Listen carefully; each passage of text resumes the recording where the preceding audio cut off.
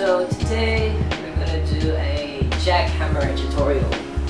So before you do a jackhammer, remember to stretch out your wrists, your body, your legs, and stuff like that.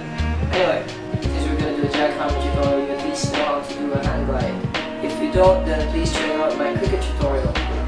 Jackhammers are basically crickets with one hand.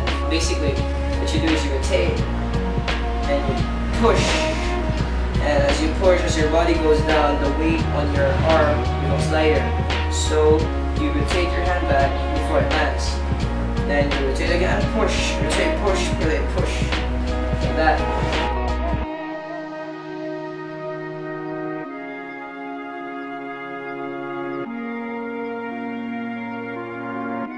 So anyway, jackhammers, physics time.